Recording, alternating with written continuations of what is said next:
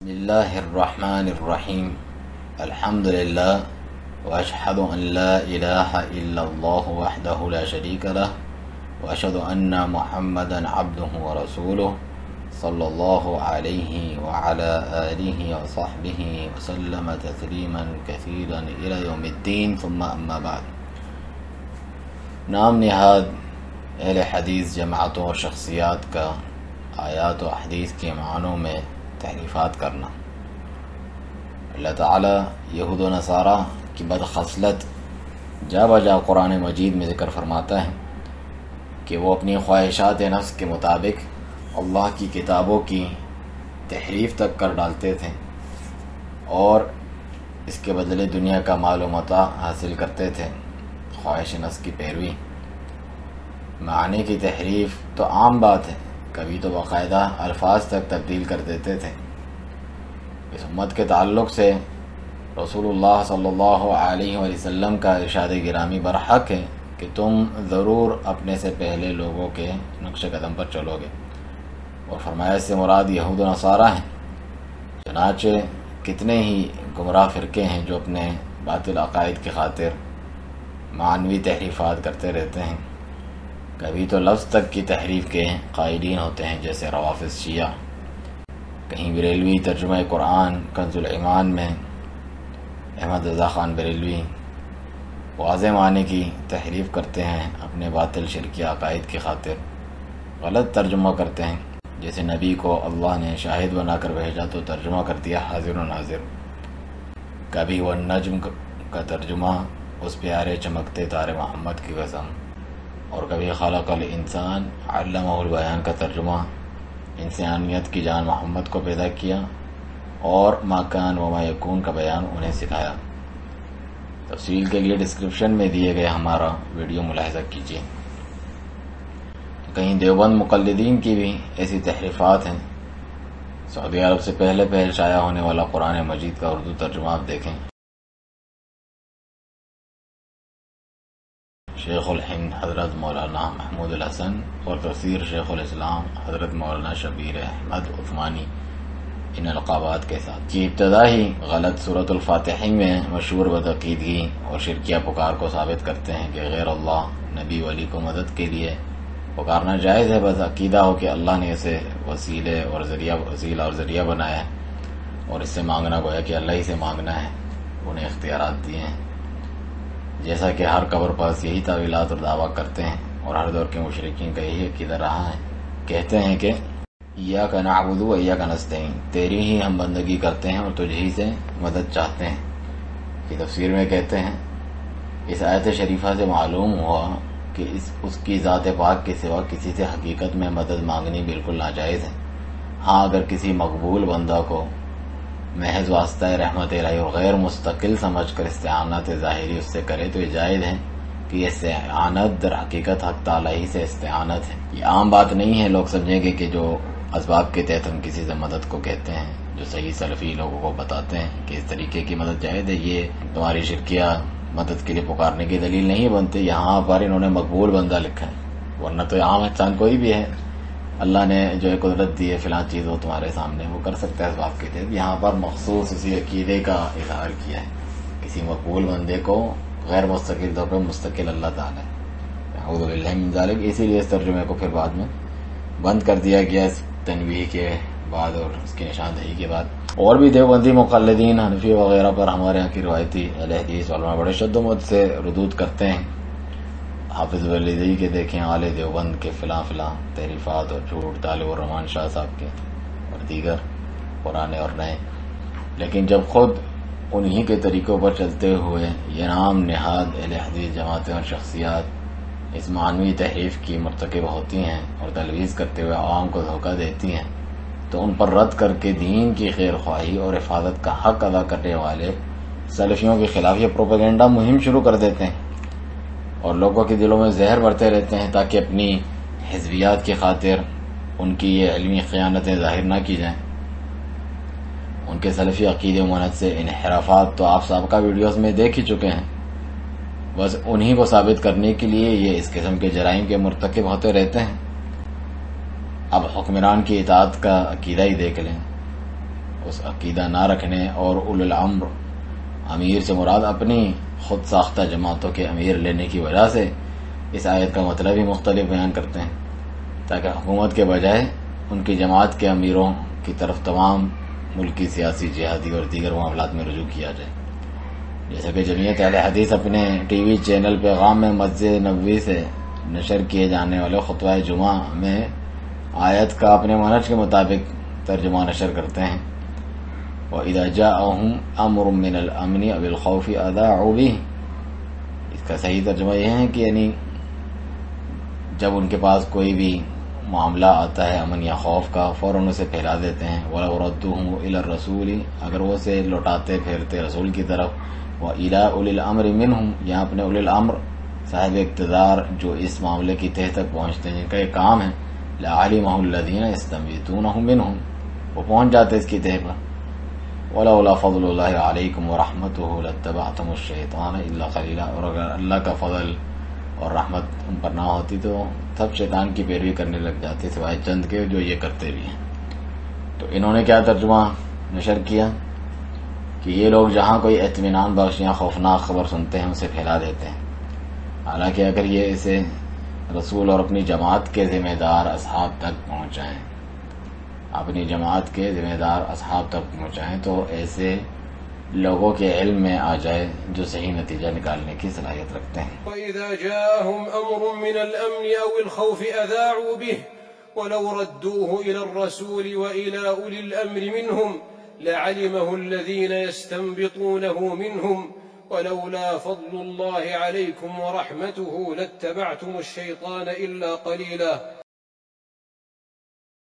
اور تو اور اخوانی ہونے کے باوجود اخوانی کہلانے سے چڑھنے والے ان حضرات نے یہ ترجمہ اخوانیت کے اصل گرو سربراہ ان کے بانی ابو الاعلیٰ مودودی سے لیا ہے. دیکھیں انہوں نے یہی ترجمہ کیا ہے، اور کیوں نہ لے، ان کے مطابق تو یہ بہترین ترجمہ تفسیر ہے، جیسا کہ مقصود الحسن فیضی اپنے علماء سے اس کا اقرار نقل کرتے ہیں. اگلا سوال ہے گروپ نمبر 3 سے ساتھی سوال کرتے ہیں کہ کیا طالب علم مولانا مودودی رحمۃ اللہ علیہ کی کتاب اور ان کی تفسیر کا مطالعہ کر سکتا ہے یا نہیں؟ بھائی دیکھیے، ہم نے اپنے اساتذہ اور علماء کو جس پر پایا ہے وہ مولانا مودودی رحمہ اللہ کی کتابوں کا اہتمام کرتے تھے، اسے پڑھتے تھے اور اس سے مستفید ہوتے تھے، اور ساتھ ہی ساتھ ان سے جو بعض کوتاہیاں لفظ ہوئی اس پر ان کی تنبیہ اور ان کا رد بھی کیا کرتے تھے. مولانا مودودی رحمہ اللہ کو اللہ تعالیٰ نے دینی امور کو عصر حاضر کے تقاضوں کے مطابق اور عصر حاضر کے ذہن کو اپیل کرنے کے اسلوب کے مطابق ایک اچھا سا اسلوب عطا فرمایا ہے. وہ لوگوں کو کس طریقے سے پیش کریں، اور ان کی خاص طور پر وہ طبقہ جو غیر شرعی تعلیمات اسکول کالج یونیورسٹیوں سے منسلک رہا ہے، اس پر اللہ تبارک و تعالیٰ کا بہت بڑا احسان مولانا مودودی رحمہ اللہ کے ذریعے ہے کہ انہوں نے دین کی باتوں کو ایسے انداز میں پیش کیا جس نے ان کے ذہن کو اپیل کیا تو طالب علم کو ان کی کتابیں پڑھنا چاہیے اور اس سے مستفید ہونا چاہیے. مجھے یاد ہے کہ میری عمر تقریباً 20 یا 21 سال رہی ہوگی. ایک بار جامعہ سلفیہ بنارس کے شیخ الحدیث مولانا شمس الحق رحمہ اللہ سے میری ملاقات ہوئی تو انہوں نے مجھ سے پوچھا کیا کرتے ہو. بتایا کہ ایک مقامی مدرسے میں وہی پہلا سال تھا میرے فارغ ہونے کا، میں اس میں پڑھاتا ہوں. تو پوچھا کیا کیا پڑھاتے ہو، تو ہمارے خیال سے ہم نے یہ قرآن مجید کے ترجمے سے متعلق کہا تو انہوں نے کہا کہ تفہیم القرآن کا مطالعہ ضرور کرو، اس کے اندر جو اچھی باتیں ہیں لے لو اور جو اچھی باتیں ہیں اس کو چھوڑ دو. طالب علم کو مولانا مودودی کی طرح پڑھنا چاہیے اور اس سے مستفید ہونا چاہیے. جی کہیں جماعت المسلمین اور ان کے امام سے مسلمان ریاست و حکمران کے بجائے شیخ عبداللہ ناصر رحمانی امیر جمعیت اہل حدیث سندھ دعویٰ کرتے ہیں کہ مسلمان کی جماعت یعنی مسلمان ہی موجود نہیں ہے اور ان کا امیر حکمران بھی نہیں. اعوذ باللہ من ذالک. لہذا وہ جو جماعت کے اندر شامل رہنا ضروری ہے وہ تبھی منطبق ہوگا جب یہ دو باتیں اس میں موجود ہوں. تو چونکہ حکام پر یہ باتیں منطبق نہیں ہو رہی، لیکن یہ بات بھی ضروری ہے کہ جہاں ہم رہتے ہیں وہاں جو بھی حکومت ہو اس سے بغاوت اور خروج اختیار نہ کریں، ساتھ رہیں. اگر کوئی حق کی بات آتی ہے اس میں سمع و اطاعت کریں، ناحق بات آتی ہے اس کو قبول نہ کریں، اور جو ان کی زیادتیاں ہوں، مظالم ہوں، تکلیفیں ہوں ان کو سہیں اور صبر کریں، اور اس کے مقابلے میں ہم کو جماعت کھڑی کر کے اور اس جماعت سے خروج اختیار کر کے فتنہ پیدا کرنے کی کوشش نہ کریں۔ تو جس جماعت میں داخل ہونا ہے اس کی مواصفات ہم نے بیان کر دی، اس میں پوری سمع اور اطاعت ہے، اور جس میں داخل نہیں ہونا اگر وہ ان مواصفات کے تحت نہیں ہے تو پھر اس سے خروج نہ کریں، ساتھ رہیں، صبر کریں ان کے مظالم پر، اور جو بات حق کی کہہ دیں اس کو قبول کر لیں، جو نہ حق کی بات کہیں اس کو قبول نہ کریں، اس طرح اپنی زندگی گزاریں، لیکن برسر عام ان پر تنقیدیں بھی نہ کریں، کیونکہ یہ تنقید بھی فتنہ پیدا کرتی ہے اور شریعت نے فتنے سے روکا ہے۔ اللہ اعلم۔ السلام علیکم ورحمۃ اللہ وبرکاتہ۔ جزاکم اللہ۔ شیخ یہ بھائی کا سوال ہے علم سیکر کا، میں پڑھ دیتا ہوں کہ شیخ آپ نے جو شرح سننا کے جماعت والے درس میں جماعت کو جو بیان کیا تھا اس میں حکمرانوں کا کیا کردار ہے؟ ہم نے سنا ہے دوسری تفسیر میں اس میں بیان کیا گیا ہے کہ اگر جماعت کبریٰ موجود نہیں تو آج کے موجودہ حکومتیں اس کے قائم مقام ہوں گی اور اس سے خروج جائز نہیں، اور اس کو جماعت کہا ہے، اس کے بارے میں بتا دیں۔ جزاکم اللہ خیر۔ السلام علیکم۔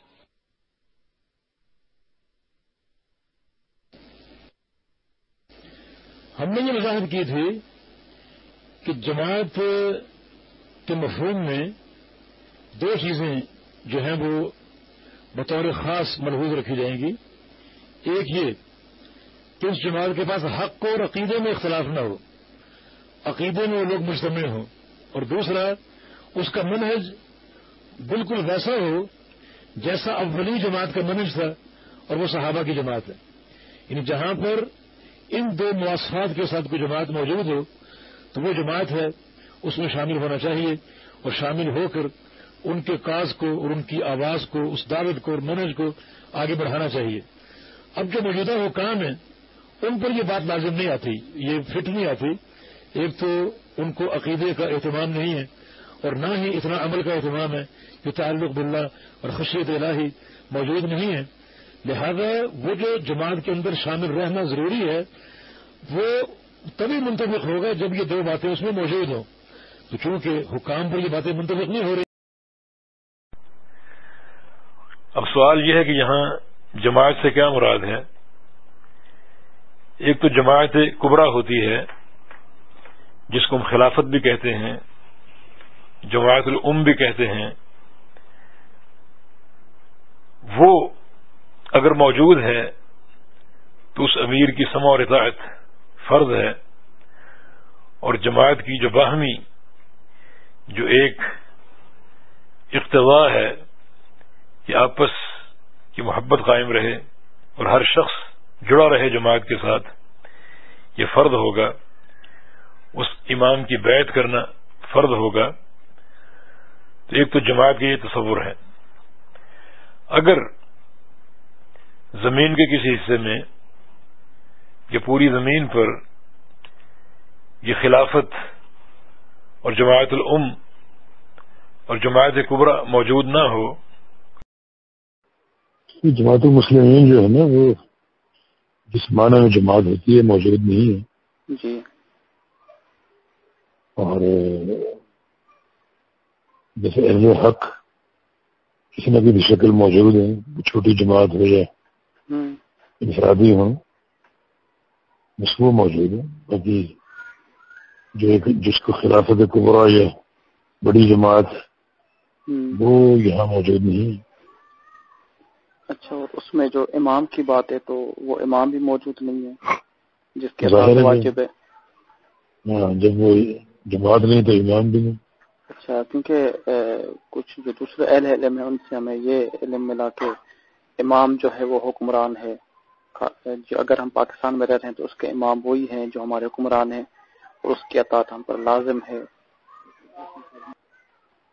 اس میں یہ امامت کی جو شرائط ہے نا، جیسے توحید ہو، عقیدہ ہو، جی، وہ موجود نہیں ان میں، لیکن پھر بھی اس لحاظ سے وہ یعنی ہمارے لیے قابل قبول ہے صحیح، کہ ہم ان پر خروج نہ کریں، بغاوت نہ کریں۔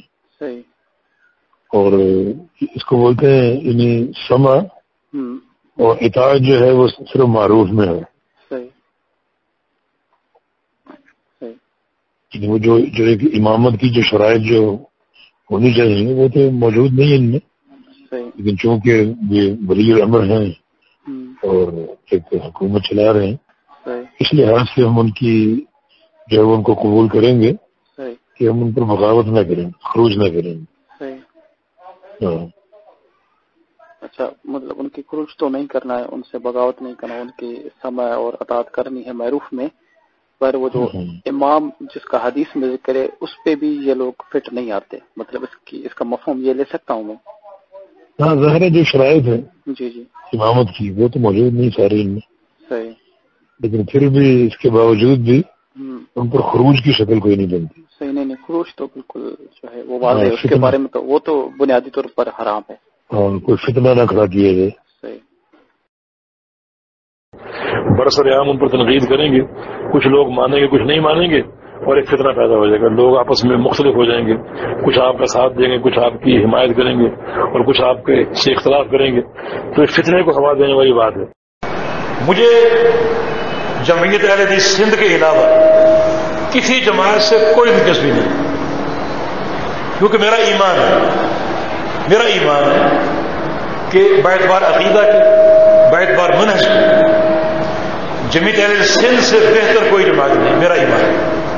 هنالك من يقول أن حكام هذا الزمان لم تكتمل فيهم شروط الولاية، فلذلك يتساهل مع من ينكر عليهم علنا، فهل هذا صحيح؟ هذا غير صحيح. من ولي أمر المسلمين وهو مسلم فإنه تجب طاعته وفي غير معصية الله، ويجب له ما يجب لولاة الأمور. نعم. شیخ صالح الفوزان حفظ اللہ سے سوال ہوا کہ کوئی ایسا بھی ہے جو کہتا ہے کہ ہمارے زمانے کے جو حکام ہیں ان میں ولایت کی شرائط ہی پوری نہیں ہوتی، اسی لیے جو اعلانیہ ان پر انکار کرتا بھی ہے، تو اس کے بارے میں یہ تساہل اور نرمی سے کام لیتے ہیں، یعنی ٹھنڈے پیٹوں سے برداشت کرتے ہیں، کیا یہ صحیح ہے؟ شیخ فرماتے ہیں یہ بات سے غیر صحیح ہے، جو کوئی بھی مسلمانوں کے امور کا والی بن گیا اور وہ مسلمان ہے تو پھر معصیت الہی کے علاوہ اس کی اطاعت واجب ہے، اور اس کے لیے بھی وہی سب کچھ واجب ہے جو ولاة امور کے لیے شریعت میں ہوتا ہے۔ يقول أحسن الله إليكم، هل الشروط التي وضعها الفقهاء للإمامة كالعلم والعدل والكفاءة ونحوها هل هي شروط كمال أم شروط صحة الإمامة؟ وجزاك الله خيرا. شروط حسب الإمكان، لازم توفر 100%، لكن حسب الإمكان، والأمثل فالأمثل. نعم.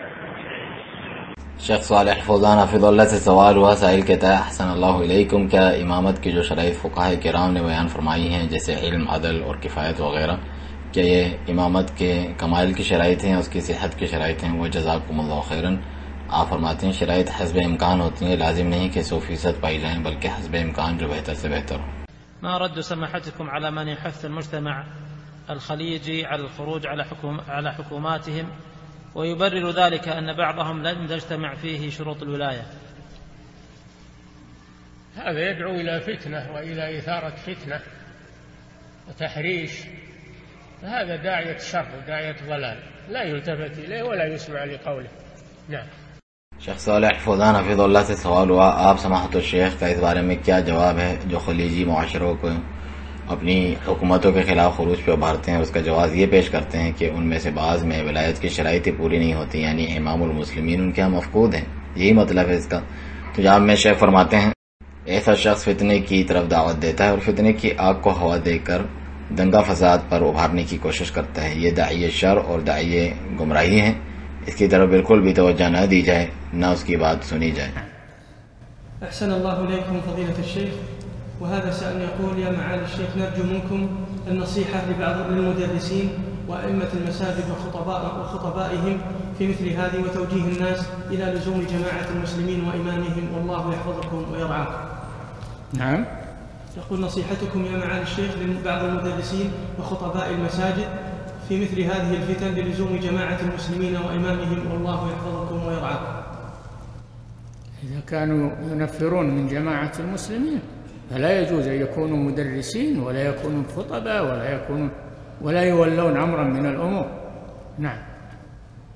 شیخ صالح الفوزان حفظ اللہ سے سوال ہوا، کہتے ہیں شیخ آپ نصیحت فرمائیں بعض ان مدرسین اور مساجد کے خطبہ کے لیے کہ وہ اس قسم کے فتنوں میں یعنی بجائے شبہات ڈالنے اور متنفر کرنے کے جماعت المسلمین اور ان کے امام کو لازم پکڑنے کی طرف رہنمائی کیا کریں، یعنی وہ ان کی طرف رہنمائی کیا کریں، آپ نصیحت کریں. آپ شیخ فرماتے ہیں اگر وہ جماعت المسلمین سے متنفر کرتے ہیں تو ایسوں کو بطور مدرسین اور خطبہ تعینات ہی نہیں کرنا چاہیے اور کوئی بھی معاملہ ان کے سپرد نہیں کرنا چاہیے. اسی طرح احادیث کو دیکھا جائے جہاں امیر کی اطاعت اور جماعت کو لازم پکڑنے کا ذکر ہے، وہاں سے اپنے آپ کو مراد لے کر دھوکہ دیتے رہتے ہیں. خود ان کے مولانا جلال الدین قاسمی دنیا بھر کے سامنے اس تحریف و تعویل کا اقرار کرتے ہیں کہ ہماری جمعیت اہل حدیث کے باطل معنی ان احادیث کا بیان کرتی ہے. سڑک کے کنارے ایک افغانی کشتہ فولاد بیچ رہا تھا اور کشتہ فولاد خریدنے کی ترغیب میں وہ سورہ حدید کی یہ آیت پڑھ رہا تھا، وَأَنزَلْنَا الْحَدِيدَ فِيهِ بَأْسٌ شَدِيدٌ وَمَنَافِعُ لِلنَّاسِ، کہ ہم نے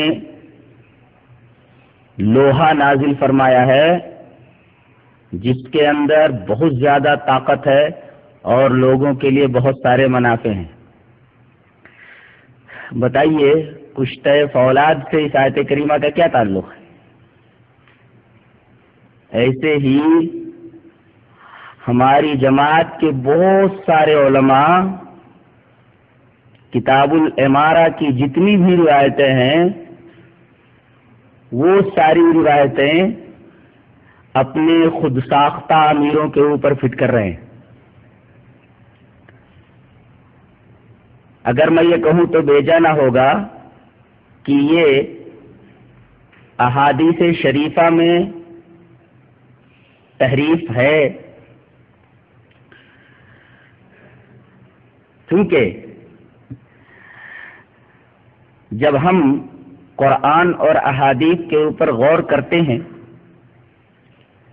تو ہمارے سامنے یہ بات بالکل واضح ہو کر کے آ جاتی ہے کہ شریعت میں امیر کا ایک مفہوم ہے اور جماعت کا ایک مفہوم ہے.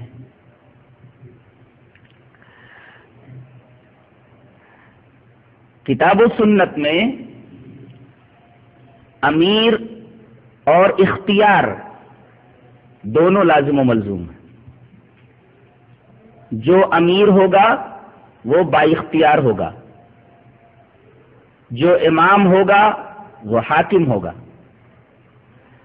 تو امارت کے ساتھ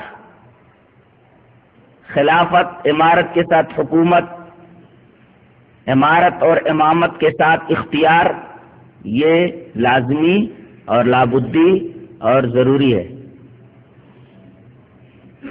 امیر ہو تو با اختیار ہوگا، امام ہو با اختیار ہوگا. امیر ہو محکوم ہو، امارت کے ساتھ محکومی کا کوئی تصور نہیں ہے. اور کتاب الامارہ کی جتنی روایتیں ہیں وہ ایسے امیروں کے بارے میں ہیں جو با اختیار ہوتے تھے. نبی کریم صلی اللہ علیہ وسلم امام تھے، با اختیار تھے. آپ جن جن صحابہ کرام کو لشکر کا کمانڈر ان چیف بنا کر کے بھیجتے تھے یا اپنی غیر موجودگی میں مدینہ کا امام بناتے تھے، وہ با اختیار ہوتا تھا. آپ کے بعد حضرت ابو بکر رضی اللہ تعالیٰ عنہ امام بنے، امیر بنے، خلیفہ بنے، با اختیار تھے. ان کے بعد حضرت عمر رضی اللہ تعالیٰ عنہ خلیفہ بنے، امام بنے، امیر بنے، با اختیار تھے. ان کے بعد حضرت عثمان غنی رضی اللہ تعالیٰ عنہ امیر بنے، امام بنے، با اختیار تھے. اس کے بعد حضرت علی رضی اللہ تعالیٰ عنہ ہیں، وہ امیر بنے، امام بنے، با اختیار تھے. حضرت امیر معاویہ رضی اللہ تعالیٰ عنہ امیر بنے، با اختیار تھے. حضرت یزید رحمہ اللہ وہ خلیفہ بنے، وہ امام بنے، امیر بنے، با اختیار تھے. ہم کہیں بھی کسی حدیث کے اندر یا تاریخ کی کسی کتاب کے اندر یہ نہیں دیکھتے ہیں کہ امارت کے ساتھ ساتھ محکومی موجود ہو. امارت کے ساتھ اختیار ضروری ہے.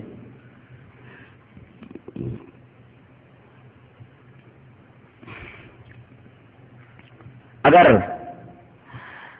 امارت کا یہ مفہوم سمجھ میں آ گیا ہو تو ہم اب جماعت کا مفہوم سمجھائیں گے کہ جماعت کسے کہتے ہیں.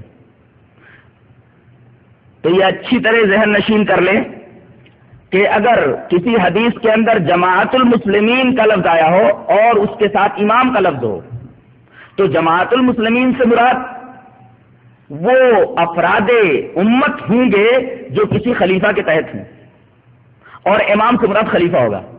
جماعت المسلمین جو لفظ ہے اس کے ساتھ اگر امام آ رہا ہے تو امام سے مراد خلیفہ ہوگا، حاکم وقت ہوگا، سلطان ہوگا، اور جماعت المسلمین سے مراد اس کے ہاتھ پر سیاسی بیعت کرنے والے ہوں گے. اسی طریقے سے جماعت المسلمین نہیں بلکہ جماعت کے ساتھ امام آتا ہے. جماعت المسلمین کے ساتھ امام آئے تو امام سے مراد خلیفہ وقت، جماعت المسلمین سے مراد اس کے ہاتھ پر بیعت کرنے والے امت کے افراد. اسی طرح جماعت کے مقابلے میں اگر امام آتا ہے تو امام سے مراد خلیفہ وقت اور جماعت سے مراد اس کے ہاتھ پر سیاسی بیعت کرنے والے افراد امت. جیسا کہ حدیث حذیفہ ابن یمان میں موجود ہے کہ حضرت حذیفہ فرماتے ہیں کہ اللہ کے رسول فما ترى ان ادرکنی ذلک، کیا حال ہوگا یا میں کیا کروں اگر شر کا وہ زمانہ میں پالوں؟ تو نبی کریم صلی اللہ علیہ وسلم نے ارشاد فرمایا تلزم جماعت المسلمین و امامہم. یہاں دیکھیے جماعت المسلمین کا لفظ امام کے ساتھ ہے تو امام سے مراد حاکم، جماعت المسلمین سے مراد اس حاکم اور اس خلیفہ کے ہاتھ پر سیاسی بیعت کرنے والے افراد امت.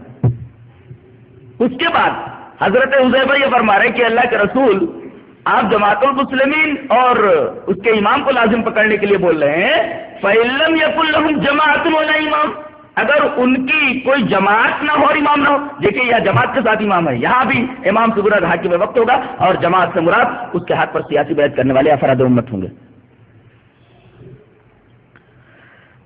اور جہاں خالی جماعت آیا ہو، خالی جماعت اس کے مقابلے میں امام نہ ہو تو یہ دونوں مفاہیم موجود ہوں گے. جماعت سے مراد امت کا سیاسی نظام اور جماعت سے مراد امت کا مذہبی نظام. امت کا سیاسی نظام سے مراد خلیفہ اور امت کے مذہبی نظام سے مراد قرآن و حدیث. یہ اصول ہیں. جماعت سے مراد امت کا سیاسی نظام اور جماعت سے مراد امت کا مذہبی نظام. امت کا مذہبی نظام سے مراد قرآن و سنت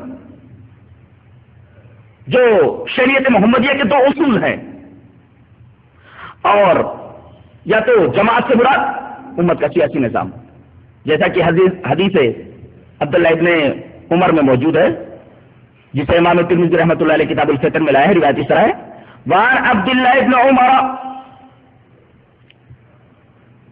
ان رسول اللہ صلی اللہ علیہ وسلم قال ان اللہ لا یجمع امتی او قال امت محمد علی ضلالہ وید اللہ علی الجماع ومن شذ شذ فی النار. رواه ترمذی فی کتاب الفتن. حضرت عبداللہ ابن عمر رضی اللہ تعالیٰ فرماتے ہیں کہ رسول اللہ صلی اللہ علیہ وسلم نے ارشاد فرمایا کہ بے شک اللہ تعالی میری امت کو، یا راوی کو شک ہے کہ میری امت کا فرما کے آپ نے امت محمد کا، کہ میری امت یا محمد صلی اللہ علیہ وسلم کی امت یہ گمراہی کے اوپر جمع نہیں ہو سکتی، جمع نہیں ہوگی، اور اللہ کا ہاتھ جماعت کے اوپر ہے تو جو اس جماعت سے کٹ گیا تو وہ جہنم میں چلا جائے گا. ومن شذ شذ فی النار، جو جماعت سے کٹ گیا وہ جہنم میں چلا گیا. اس حدیث پاک میں الجماع سے مراد امت کا سیاسی نظام ہے، یعنی ایک خلیفہ ہو، اس خلیفہ کے ہاتھ پر، سلطان ہو اس کے ہاتھ پر، امیر ہو اس کے ہاتھ پر، حاکم ہو اس کے ہاتھ کے اوپر تمام مسلمانوں کو سیاسی بیعت کرنا ضروری ہے۔ اگر سیاسی بیعت نہیں کرتا اور جماعت سے کٹ جاتا ہے تو ایسا آدمی جہنم کے اندر چلا جائے گا۔ اس حدیث پاک میں الجماع سے مراد امت کا سیاسی نظام ہے، یعنی حاکم کی حکومت کو تسلیم نہ کرنا اور خلیفہ وقت، خلیفۃ المسلمین، حاکم وقت، سلطان، اس سے خروج کرنا، یہ جماعت سے کٹنا ہوگا، اور جماعت سے جو کٹا وہ جہنم میں چلا جائے گا۔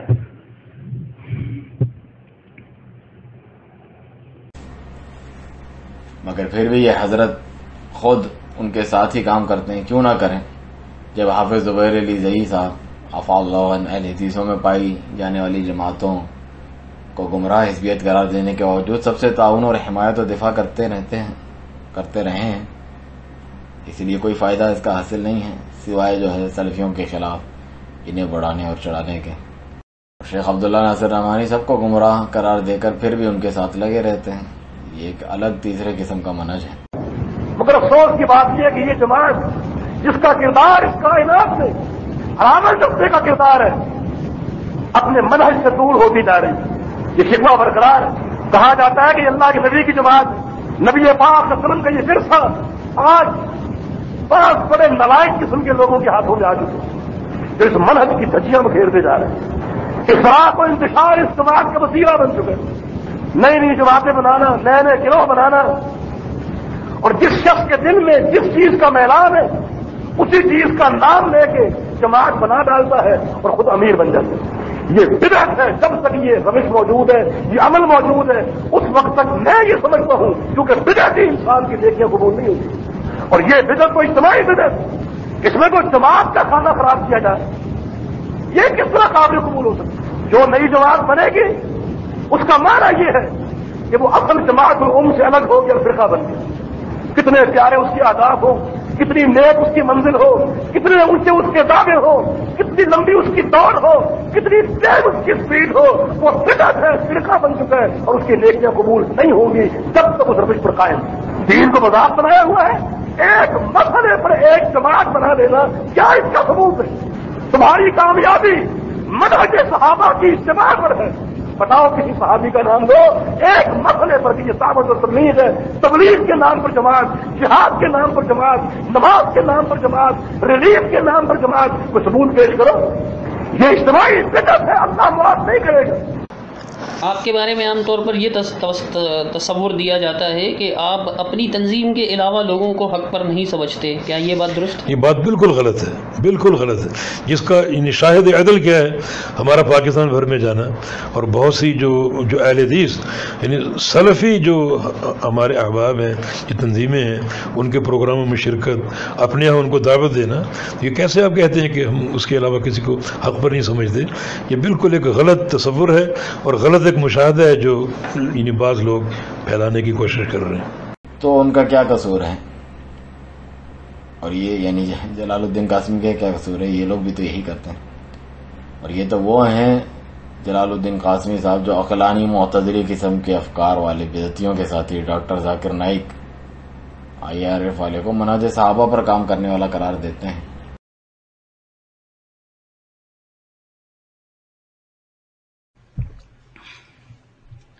اسی طرح IRF ہے، ڈاکٹر ذاکر نائک الگ سے کام کر رہے ہیں، باقاعدہ ہماری جماعت ان کو بلا کر کے ان کا بیان رکھواتی ہے، ان کا ڈیبیٹ رکھواتی ہے۔ کیا یہ آدمی جماعت سے الگ ہے؟ اگر کہتے ہیں کہ جماعت سے الگ نہیں ہے تو پھر اس نے اپنی تنظیم کا نام IRF کیوں رکھ رکھا ہے؟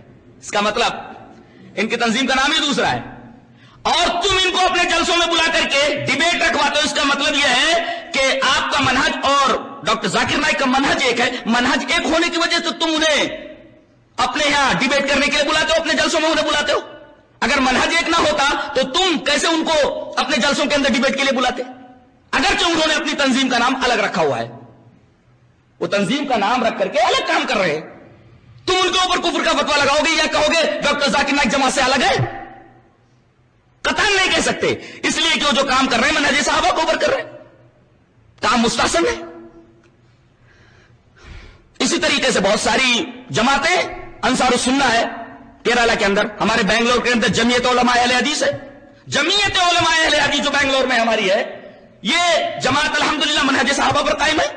منہج صحابہ قرآن و سنت کی طرف دعوت دیتی ہے، اس کی تبلیغ میں دنوں رات کوشاں رہتی ہے.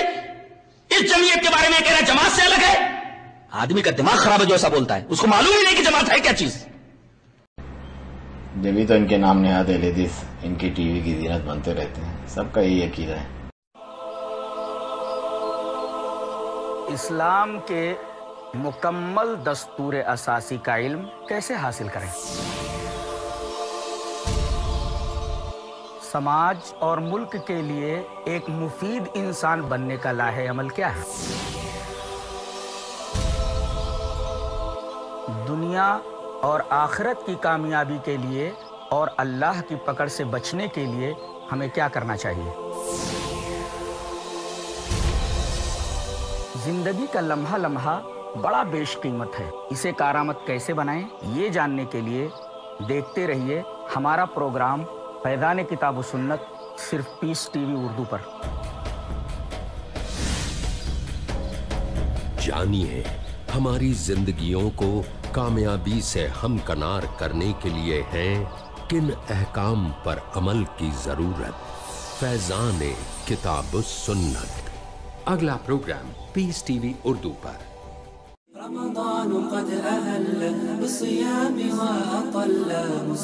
السلام علیکم ورحمۃ اللہ وبرکاتہ. میں وسیع اللہ بن محمد عباس پیس ٹی وی اردو کے تمام ناظرین کو رمضان المبارک کی آمد پر مبارکبادی کہتے ہوئے خوشی محسوس کرتا ہوں، اور اللہ رب العزت کے دربار میں دعا کرتا ہوں کہ اللہ تعالی ہم سب کے صیام و قیام کو قبول فرمائے.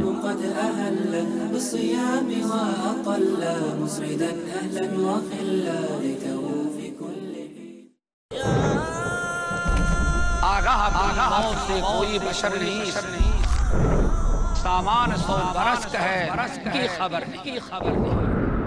ڈریے اللہ کے عذاب سے یوم حساب سے، اس سے پہلے کہ ہو روح قبض، کیجئے اصلاح نفس. اصلاح نفس ہر جمعہ رات 11:30 بجے انڈیا میں اور 9 بجے سعودی عربیہ میں پیس ٹی وی اردو پر.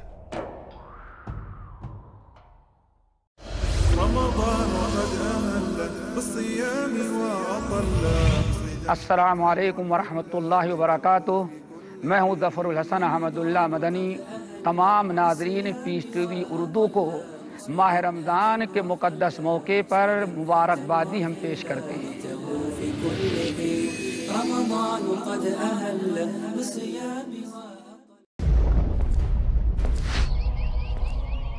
تقاضائے ایمان، توحید و سنت پر قائم، صوم و صلاۃ کی پابندی، مومن کی پہچان، اللہ کی رضا کے لیے ہر کام، ہر عبادت. ضروری ہے ہر حال میں ایمان کی حفاظت، ہے مومنین کی علامت استقامت.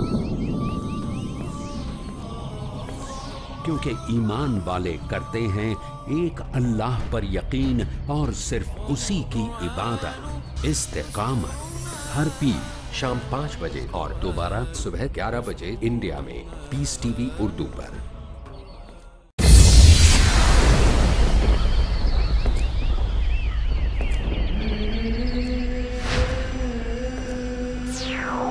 دیجیے اچھی تعلیم و تربیت،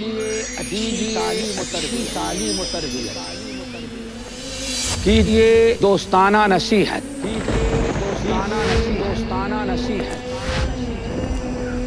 ٹوکیے نادانی پر، نافرمانی پر، کھرے اتریے اولاد کی نگرانی پر. بچوں کے روشن مستقبل کے لیے کیجیے اسلام کی رہبری میں تیاریاں. والدین کی ذمہ داریاں جلد آ رہا ہے صرف پیس ٹی وی اردو پر.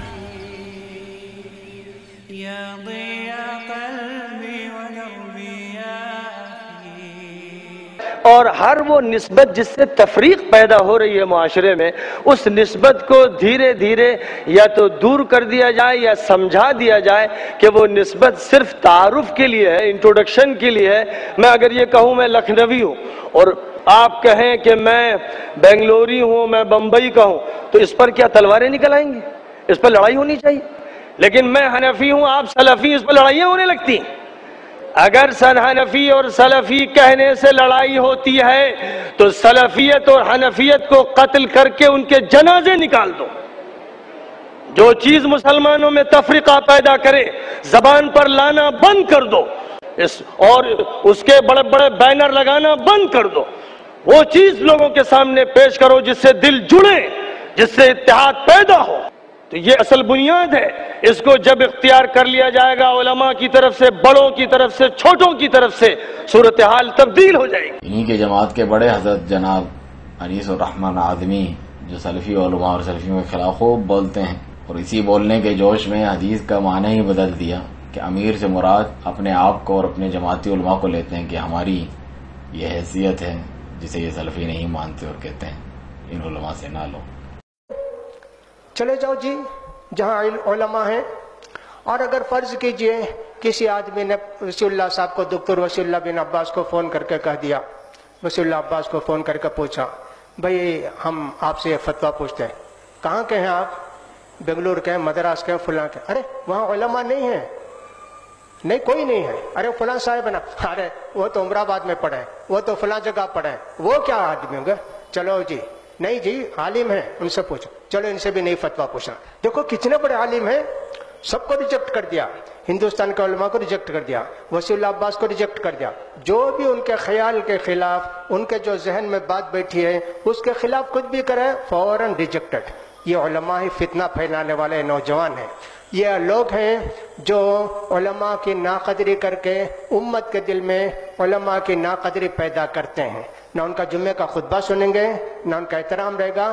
یہ اللہ کے رسول کے ساتھ گستاخی ہے، یہ اللہ کے رسول صلی اللہ علیہ وسلم کے ساتھ بے ادبی ہے۔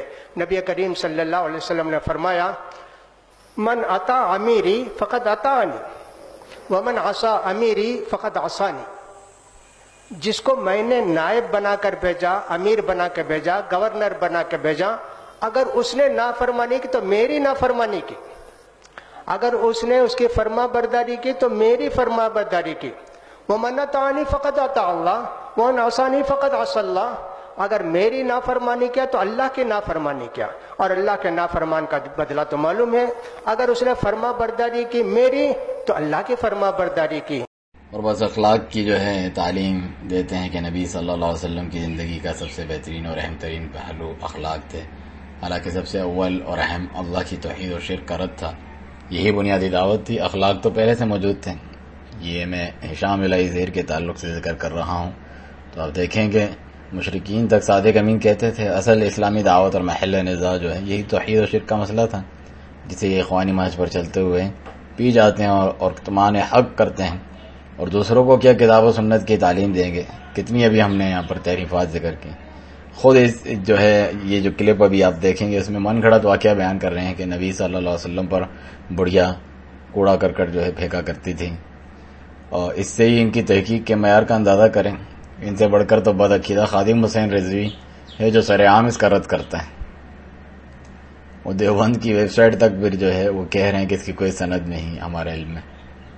پھر بھی یہی پیدائشی علامہ ہیں، یہی جو ہے اہل حدیثیت کے اصل نمائندے ہیں جو سلفی منہج بتائیں، اور ان کے منہجین رافع کا رد کرے تو امت خلی ہے، گمراہ ہیں، اور بلکہ اپنے کو علامہ کہلواتے ہیں بے شرموں کی طرح۔ ریاکاری، گھمنڈ، القابات دنیا میں مشہوری، والعیاذ باللہ۔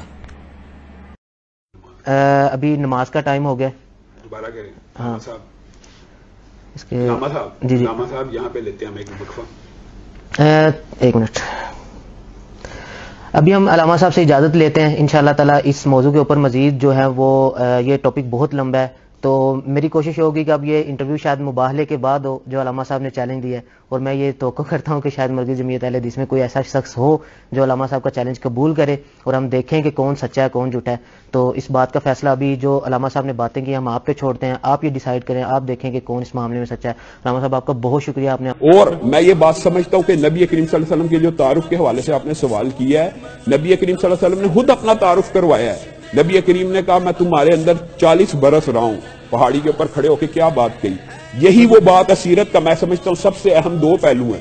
ایک قول و فعل میں تضاد نہ ہونا، خود احتسابی کرنا، لوگوں کو پیش کر دینا اپنا آپ. صفا پہاڑی کے اوپر کھڑے ہو کے کیا کہا، اگر میں کو پیچھے سے لشکر آ رہا مانو گے؟ مانیں گے، کیونکہ ہم نے آپ کو سچا پایا، ہم نے آپ کو امین پایا، آپ نے کبھی جھوٹ بولا ہی نہیں.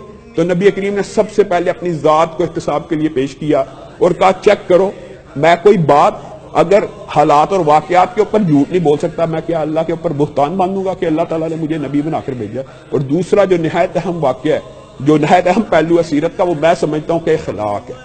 اخلاق نبی کریم صلی اللہ علیہ وسلم کی سیرت کا نہایت خوبصورت پہلو ہے، اور اس کے اندر واقعات متعدد ہیں. حضرت انس 10 سال کی عمر میں آئے، 10 سال خدمت کی، اور کیا کہا اللہ کی قسم مجھے نبی کریم صلی اللہ علیہ وسلم کی ناراضگی کا اندازہ اس بات سے ہوتا کہ جب آپ بہت زیادہ مجھے ہنس ہنس کے دیکھتے، مسکرا کے دیکھتے، تو میں سمجھ جاتا آج کل آپ میرے سے ناراض ہیں، مجھ سے کچھ گستاخی ہو گئی ہے. زندگی میں کبھی ڈانٹا نہیں. کوڑا پھینکنے والی عورت کا پتہ لینے چلے گی کہ آج کوڑے کا ناگا کرتے تھے. موضوع روایت ہے، گھڑی ہوئی روایت جو کتابوں میں پڑھاتے ہیں. جی ایک عورت حضور پر کوڑا کرکٹ پھینکتی تھی، اور میں کہا چلے یہ روایت انگریزاں گھڑی تے تسی جا کے بیان کرنی شروع کر دیتی. ہاں جی رب العالمین تے قرآن وچ اپنے نبی دے آداب دسے تے صحابہ پھر انہاں آداب تے عمل کر کے دسیا کائنات وچ کہ ہاں جی جڑا قرآن رب نے نازل کیتا اس محبوب دے اے آداب جڑے اسی کر رہے ہیں. ہاں حضرت عبداللہ بن برائدہ کہندے ہیں اپنے باپ حضرت برائدہ کو روایت کر دیں، کہندے ہیں فلم نرفع رؤوسنا الیہ اعظاما لہ. اپنے پتر نو دسیا پترا جدو اسی 1,24,000 حضور دی بارگاہ وچ بیٹھدے سی نا، فلم نرفع رؤوسنا، اسی کدی انج بھی نہیں سی سر چکیا حضور وال کہ کدھر بے ادبی نہ ہو جائے حضور دے. ہاں صحابہ اتھے تے ادب کر کے دسیا. ہاں انج نہیں 1,24,000 جدو بھی رسول اللہ دے گھر گئے حضور کول کم ہے، حضور نے جا کے دروازہ انج نہیں کھٹکایا، انج ناخن مارے دروازے ناخرنا بالعذاب. تو ایک ہی پڑھیا جی مائی کوڑا سٹتی سی. میں کہا چلیا یہ تو روایت ہے ہی کوئی نہیں کائنات جس جڑے صحابہ ہاتھ حضور وال نہیں سن کرن دیندے، تماشا ویکھدے رہندے سن کہ جناب مائی کوڑا سٹن کدوں آویں. کون سی اسلام کی باتیں کرتے ہو؟ کیوں جی باتیں کرنے والی اللہ نے اپنا محبوب بنایا اور مائی کوڑا سٹ دی ہوئے محبوب ہوتے. ایتھے آپ پتر برداشت کرنا کسی دی ماں تے کوئی کوڑا سٹن آوے پیو تے اے کیوں جی روایتاں تساں گھڑیاں کوئی حدیث کوئی نہیں. ہاں کہ ادھروں گھڑی ہوئی ہے انگریزاں یہ جو کڈیا اپنے نبی دے بارے بے وفا ہو جان. جڑے صحابہ میدان حدیبیہ وچ حضرت عروہ بن مسعود بعد وچ مسلمان ہوئے، پیچھے مغیرہ بن شعبہ سب کے بھتیجے کھڑے تلوار لے کے حضور دی حفاظت واسطے. چاچا حضور نال مذاکرات کر رہا، مذاکرات کردیاں انہیں حضور دی مبارک داڑھی نو ہاتھ لا دیتا بطور معذرت خواہاں کہ حضور صلح کریے، اے جنگ نہیں ٹھیک. جدو انج ہاتھ کیتا نا بھتیجے نے چاچے تے ہاتھوں تے تلوار دا دستہ ماریا. فرمایا آخر یدا کان لحیت رسول اللہ واللہ تصل الیک. فرمایا چاچے اگرچہ تو خوشامد کر رہا ہے لیکن ہماری نظر میں یہ بے ادبی ہے، دوبارہ حضور کی مبارک داڑھی کی طرف ایسے ہاتھ کیا تو میں کاٹ کے رکھ دوں گا. پیچھے کر رہا تھا. کوئی نہیں دین پڑھیا تو پھر دین پڑھو. ایک تسی روایت کتوں کڈ لئی جڑے اج ہاتھ نہیں سن کرن دیندے تے او عورت دا انتظار کردے سن بھئی کدوں کوڑا حضور تے سٹنا ہے. جنہاں دے جسم مبارک تے مکھی نہیں سی بیٹھتی او مائی کوڑا آ کے انہاں جسم مبارک تے سٹنا سی. تو خدا دا خوف کرو کیوں جی روایتاں تسی جڑا بیان کردے اور کس طرح جناب ہو.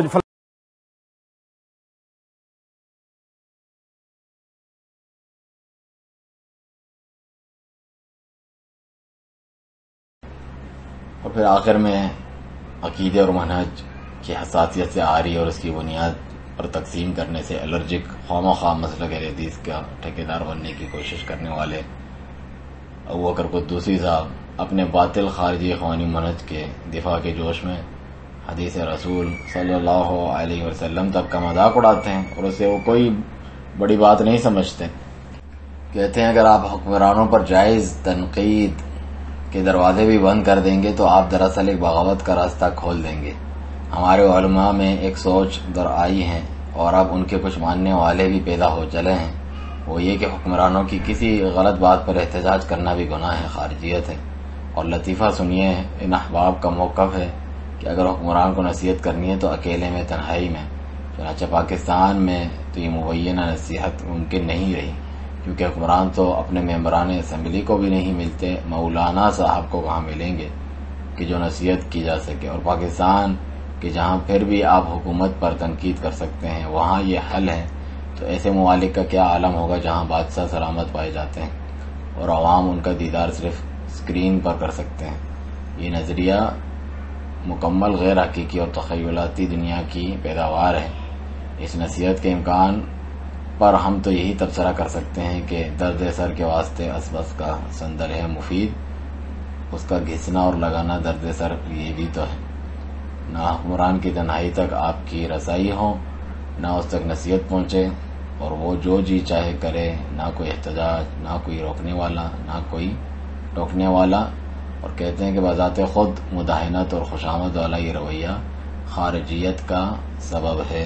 اللہ تبارک و تعالی سے دعا ہے کہ اس قسم کے نام نہاد الحدیث لوگوں اور جماعتوں سے امت کو محفوظ رکھے اور صحیح و خالص سلفی عقیدہ و منہج پر چلنے اور استقامت اختیار کرنے کی توفیق عطا فرمائے، اور اس کے جو علماء طلباء ہیں ان سے جڑے رہنے کی توفیق عطا فرمائے۔ وسبحانک اللہم و بحمدک، اشہد ان لا الہ الا انت، استغفرک و اتوب الیک۔